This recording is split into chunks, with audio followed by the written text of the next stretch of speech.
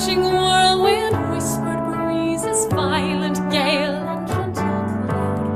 With a blade as sharp as morning east, we ask you be here now. Roll the fire, great transformer, share the passion of the sun. In our hearts your warmth revives us, cooks our food and heats our homes. Flaming candle, blood within us, blazing desert, will to grow. With the wand directing power self, we ask you be here now. Sister water, ever flowing, ocean, river, pond, and rain, drink we now and quench our thirsting, cleanse us, we begin again. Mist and ice, a host of changes, all that courage will allow. With the cup, the holy chalice west, we ask you be here now.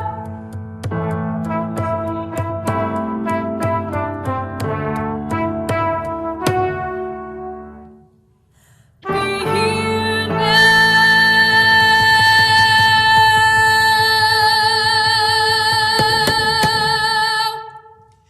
These are the words of the Reverend Dr. David Breeden. Welcome to this place where certainty transforms to questions. This place that takes what is and imagines what can be.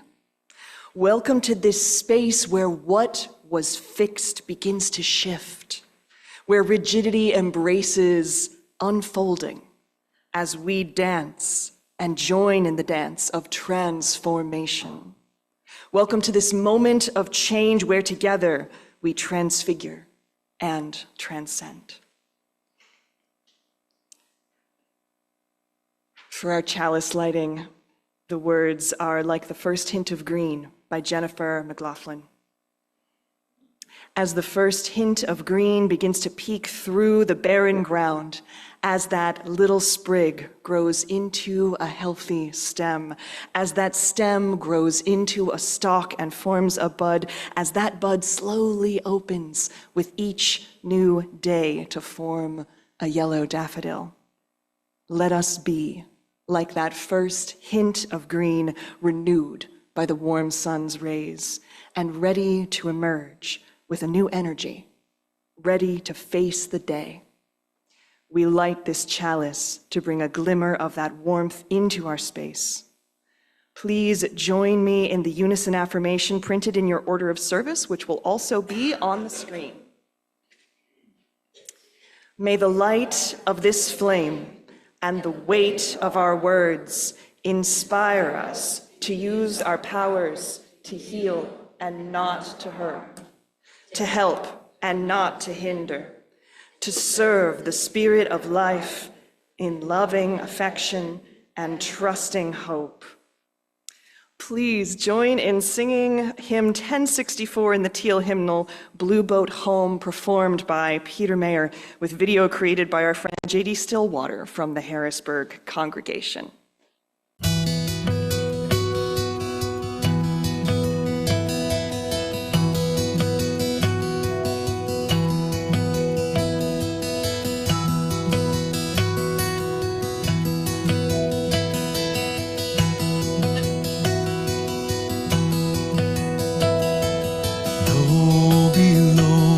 I feel no motion, standing on these mountains and plains, far away from the rolling ocean. Still my dry land heart can say, I've been sailing all my life now, never harbor or port have I known. The wide universe is the ocean I travel, and the earth is my blue boat home.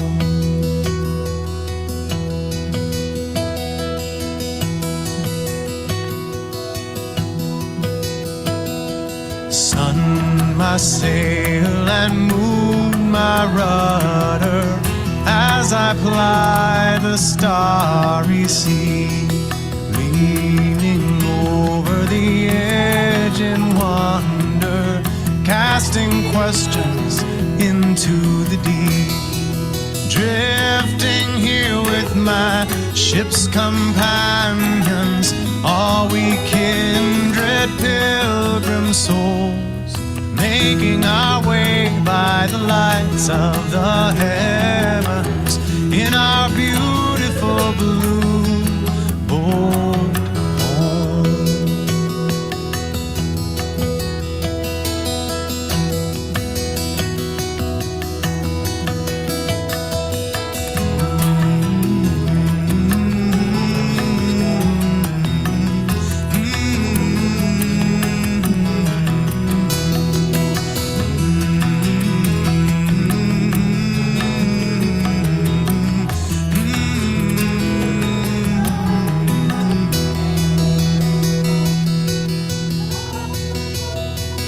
I give thanks to the waves upholding me, hail the great winds urging me on, read the infinite sea before me, sing the sky my sailor's song.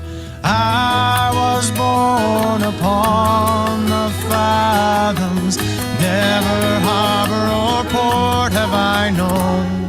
The wide universe is the ocean I travel, and the earth is my blue boat home. The wide universe is the ocean I travel, and the earth is my blue boat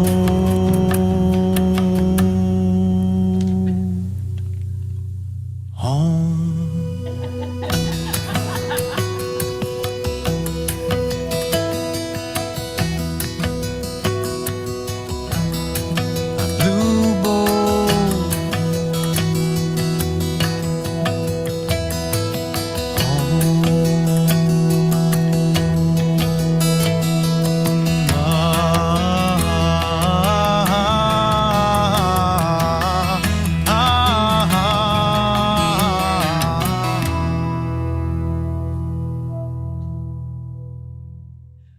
I would like to invite my youngest friends and the young at heart down to the front for a story.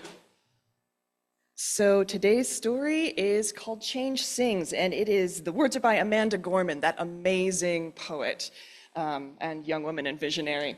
And the images are by Lauren Long. Come on, I'm really very nice, honestly. I'm weird looking, but I'm very nice. Do you have this book? I just got it and I'm so excited about it. I love the artwork. I can hear change humming in its loudest, proudest song. I don't fear change coming, and so I sing along. I scream with the skies of red and blue streamers. I dream with the cries of tried and true dreamers.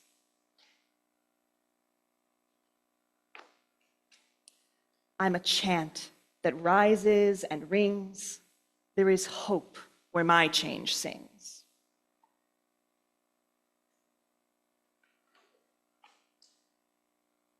Though some don't understand it, those windmills of mysteries, I sing with all the planet and its hills of histories.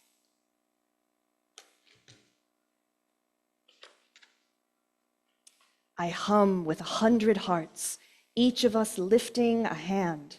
I use my strengths and my smarts, take a knee to make a stand.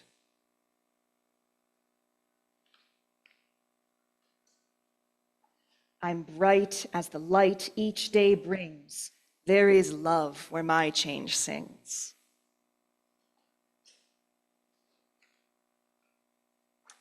I show others tolerance, though it might take some courage.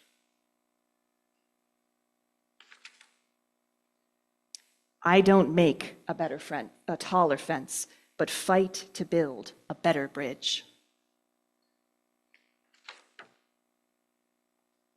I talk not only of distances, from where and how we came. I also walk our differences to show we are the same. I'm a movement that roars and springs. There's a wave where my change sings.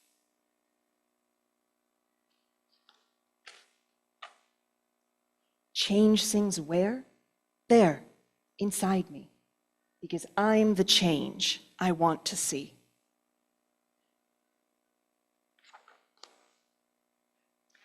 As I grow, it grows like seeds. I am just what this world needs.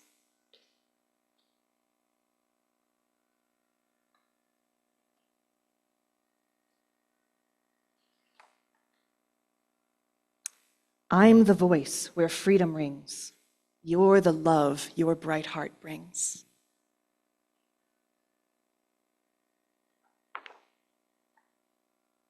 We are the waves starting to spring, for we are the change we sing.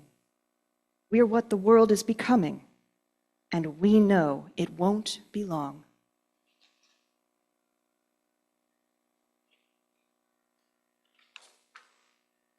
We all hear change strumming. Won't you sing along? Thank you all so much for joining me. An important part of why we gather in this building is to build a community that strives to live in the world in which all beings are valued in everyone. One of the ways in which we do this is by lifting the voices of our siblings of color. Today, we lift up the voice of Ipsita Roy Chakravarti. Ipsita Roy Chakravarti is a Wiccan priestess based in India. Born into an elite family in India with a diplomat for a father and royalty for a mother, Chakravarti spent her early years in Canada and the US, where her father was stationed. There, she was allowed to join a select group of women studying ancient cultures of the world and the old ways. Chakravarti studied with them for 3 years and finally chose Wicca as her religion. After coming back to India and getting married, Chakravarti studied with them for 3 years and finally chose Wicca as religion. I'm sorry, I read that again. You got me. I do things just like Eleanor. I screw up all the time. Chakravarti declared herself as a witch in 1986. Amidst the backlash that followed her declaration, Chakravarti explained to the media the neo-pagan ways of Wicca. Ipsita said, India is very patriarchal, even today.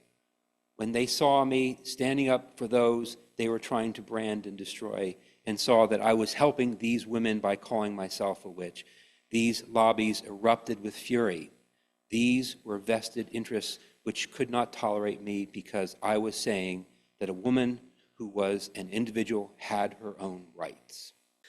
The words for our time for meditation are those of Arlen Goff. Thresholds. We cross them every day, from room to room, from outside to inside, and back again, from here to there, from anywhere to everywhere, from age to age. Each threshold offers an opportunity for change, for renewal, for transformation, from what we were and what we are to what we can be. In this hour and in this place, we cross a threshold from our day-to-day everydayness into space and time attuned to the other, to the sacred, to the holy, into an awareness of new life pregnant with possibilities. How will we be renewed in this moment? How will we be changed by this hour? How will we be transformed through this gathering of beloved community?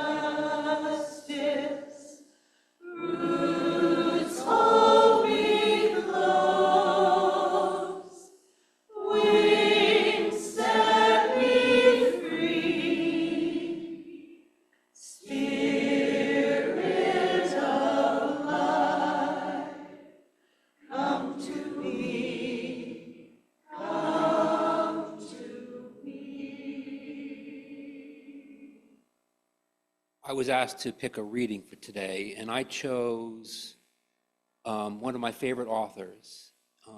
His name is Joseph Campbell, and he wrote a lot of things, and he said a lot of things. He's got a lot of different books out now, some of them posthumously. I tried to find something that would crystallize what he had to say, so I picked this. This is a small excerpt of an interview between Bill Moyers and Joseph Campbell, recorded around 1988. It starts off with Bill Moyers asking, "Why are there so many stories of the hero or of heroes in mythology?" Joseph said, "Well, because that's what's worth writing about. I mean, even in a popular novel writing, you see, the main character is the hero or heroine. That is to say, someone who has found or achieved or done something beyond the normal range of achievement and experience. A hero properly is someone who has given his life or her life to something bigger than himself or other than himself." Bill Moyers said, "So in all of these cultures, whatever the costume the hero might be wearing, what is the deed?"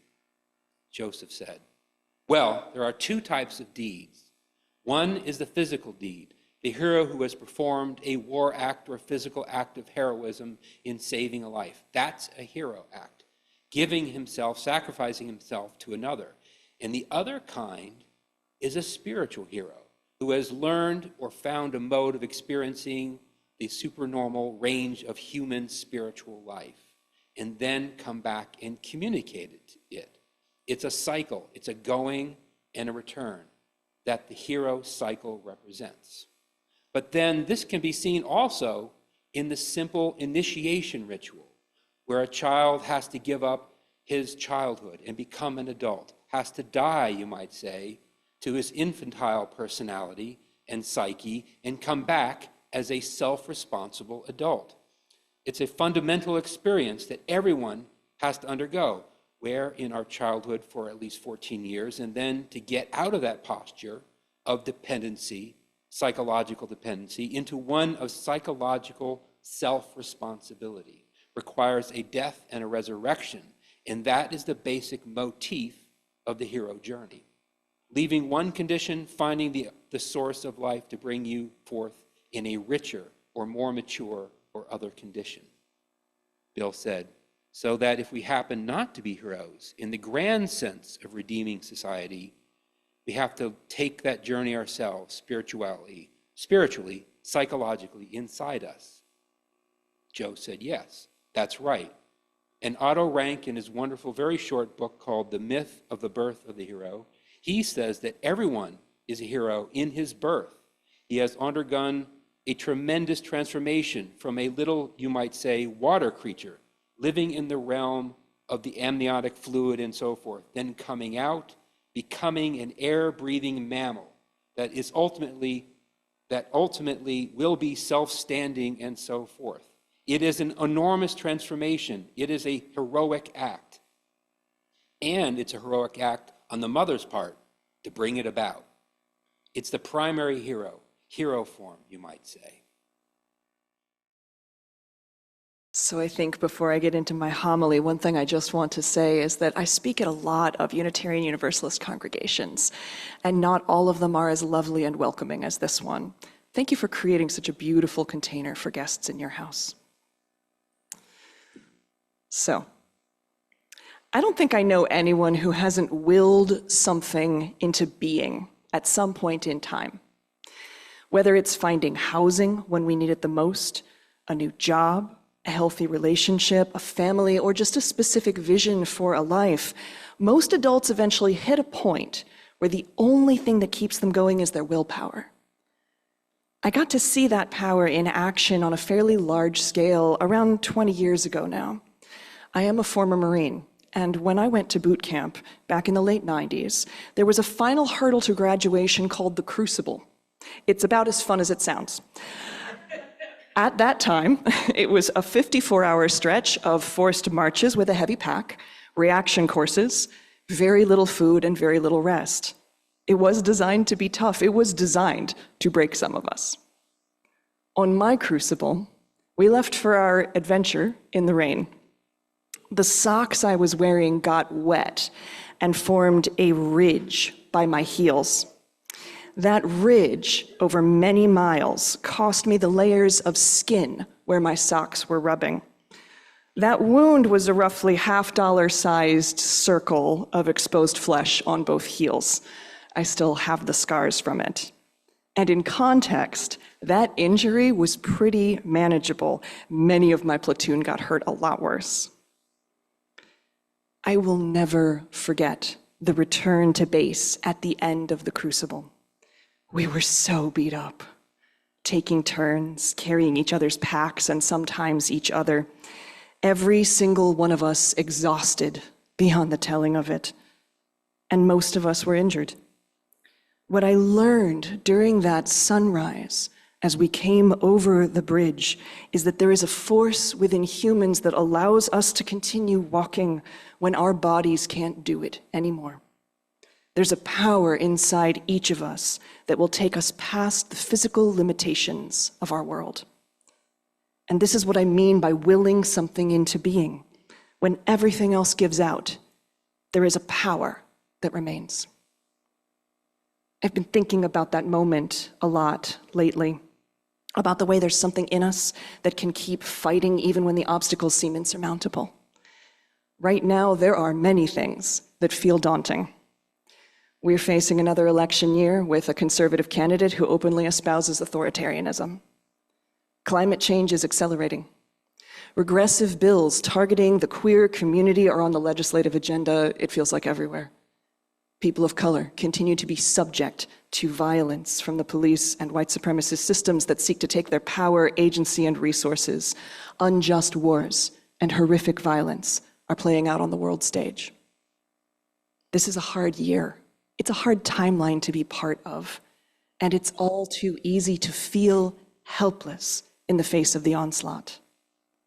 These are big, complicated problems that no single person can solve on their own. My primary faith path is paganism, and many pagans include the practice of magic in their spirituality. Magic for us is not the Hollywood explosion of sparks and glitter we see in fantasy movies, although that would be super cool. Our definition of magic is the ability to create change in accordance with will, to will something into being. Magic at its core is about agency. There's a reason that magic has long been the provenance of the poor and the marginalized. If you have resources, you don't need magic. You can just buy whatever you want. But if there's no money to go to the doctor, you need to see someone who can stop a wound from bleeding.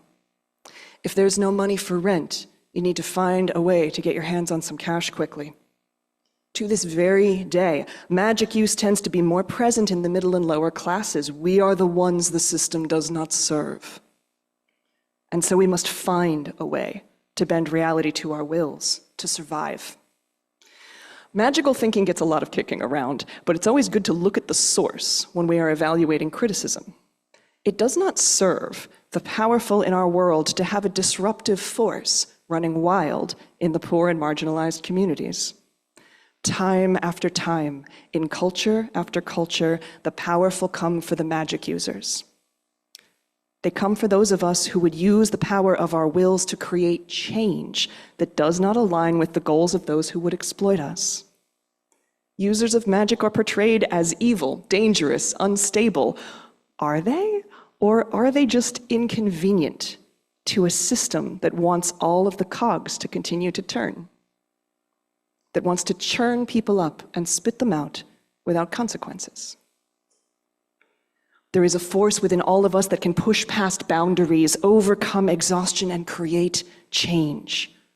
But we have been taught to obey, to avoid magical thinking, and to submit to the needs of the powerful. There is a phrase within pagan practice, as within, so without. What is true for our inner world becomes true for our outer world. As a teacher of pagan and magical practices, one of the first things I have my students do is begin to affirm and support the strength of their will. There's a lot of unlearning and relearning we must do in order to use our wills more effectively. Some of that is simply learning to claim our own power and turn down the internal messaging that we are helpless. And some of it is more practical. We know now through behavioral science that willpower is a finite resource.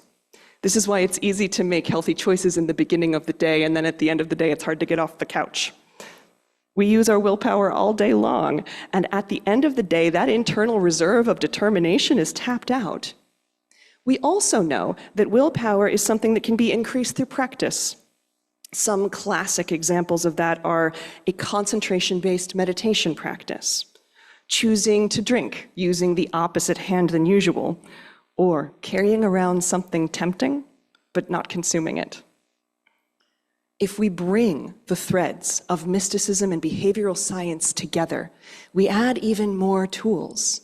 We can strengthen willpower by wearing colors we associate with power and sovereignty, creating an altar or shrine to our own strength, offering ourselves blessings and stories of agency, or engaging in regular spiritual practices that align us to our highest and most empowered self.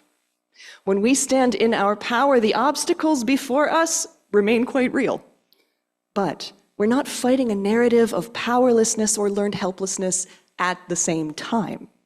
It is amazing what's possible when we aren't fighting ourselves, when we haven't already decided that no solution will work. As within, so without. A stronger inner world leads us to a stronger presence in the outer world. The transformation we work upon ourselves can be replicated outside of us.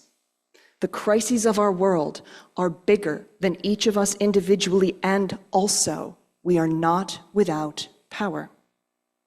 So what does that look like?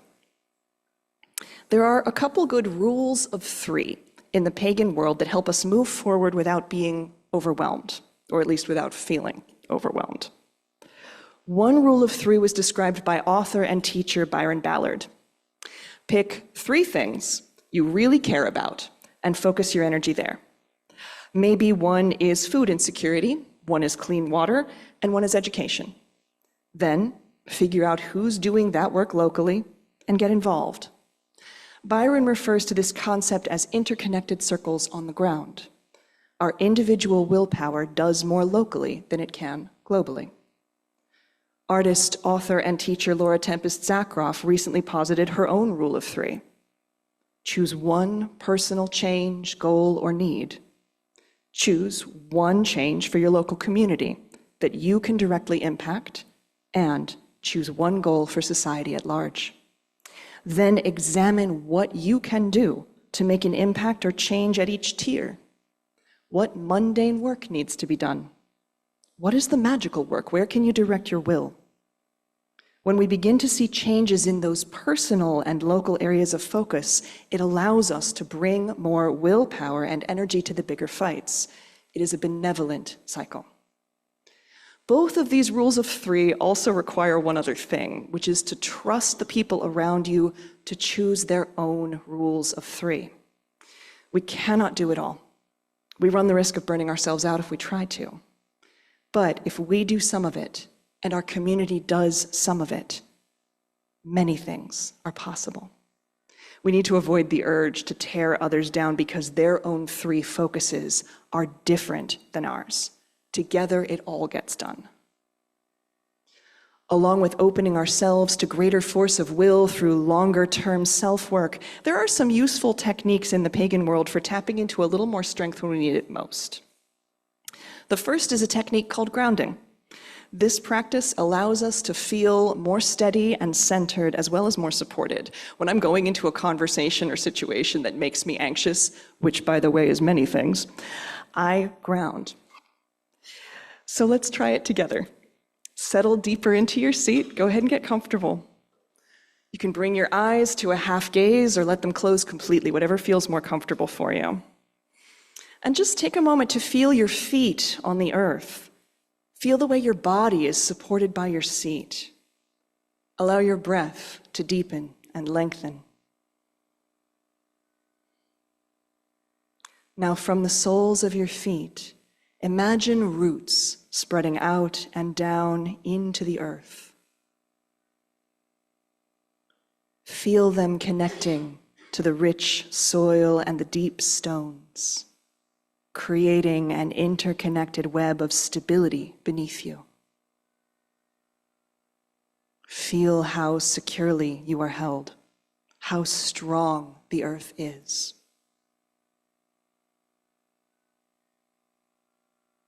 Now imagine some of that strength flowing up to you through your roots.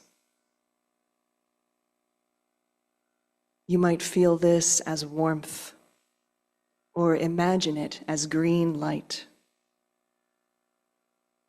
Feel strength and stability rising through your feet, your legs, flowing into your core, your heart, rising all the way up to the top of your head.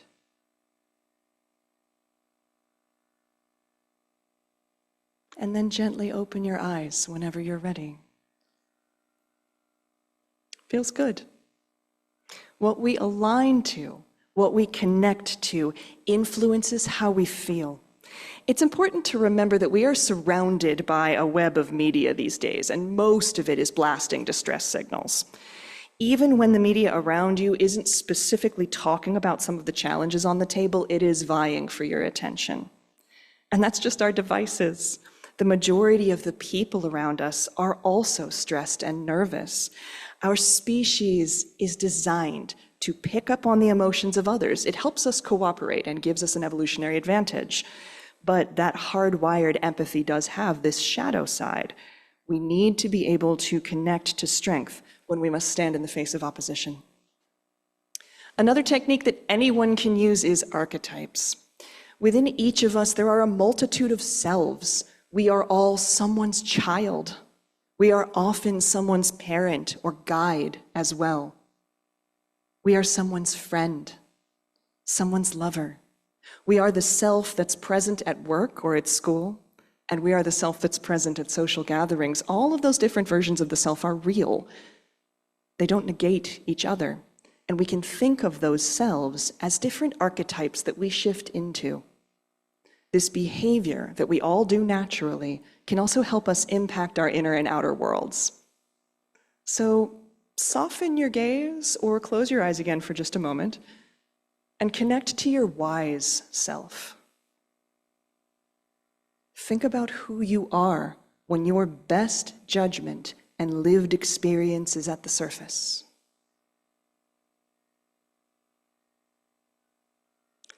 Now connect to your warrior self, your defender self, the self that protects those who cannot advocate for themselves. Think about who you are when you act on behalf of another. Think about who you are when you feel strong, protective, and full of agency.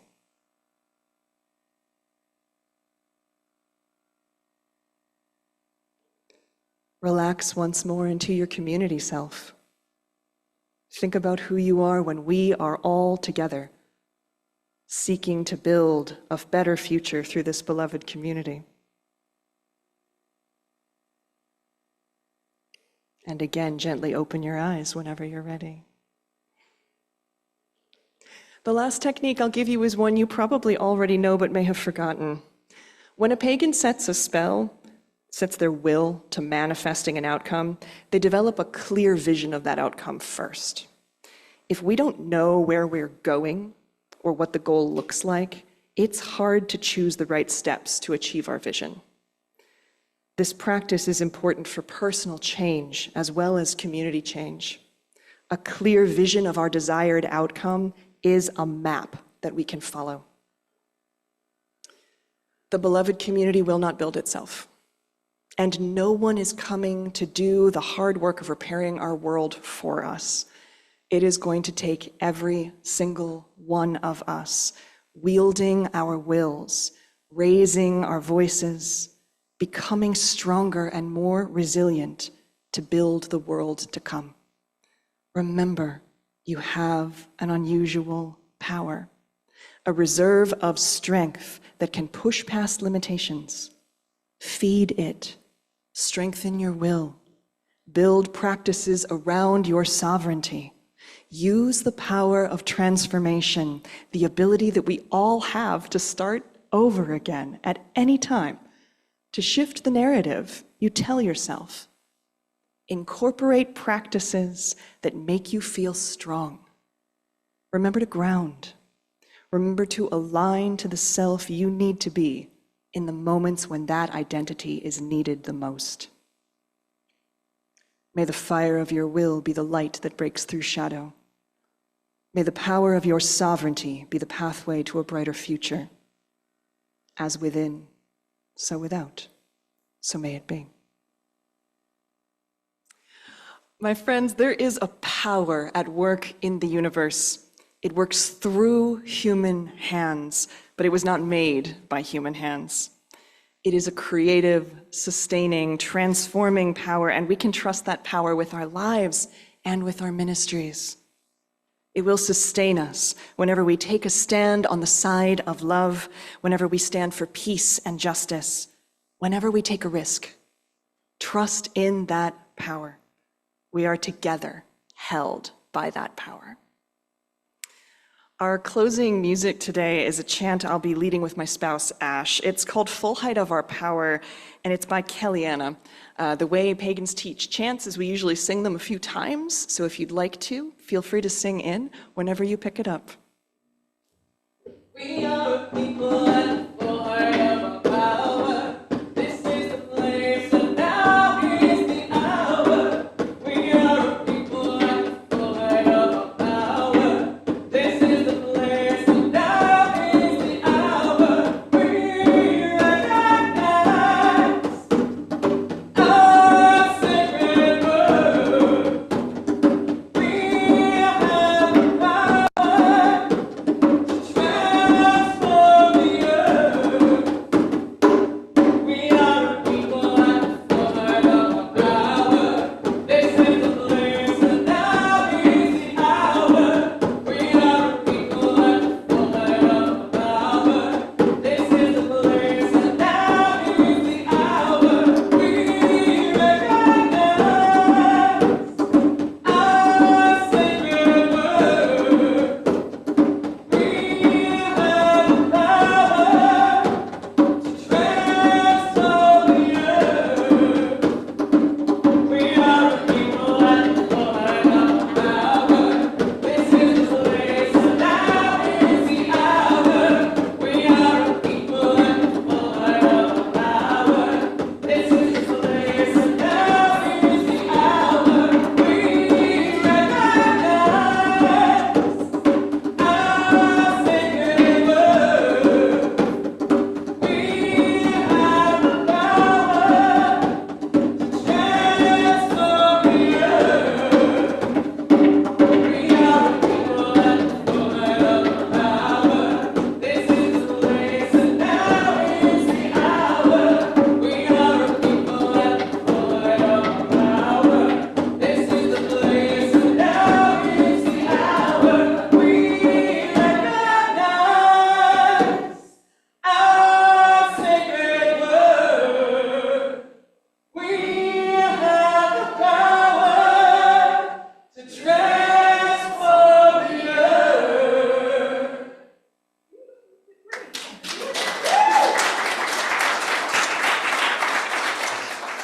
Sometimes you just don't want this to end. It is now time to extinguish the flame, and there will be words printed. If you will join me. We extinguish this flame, but not the light of truth, the warmth of community, or the fire of commitment. These we carry in our hearts and in our hands until we are together again.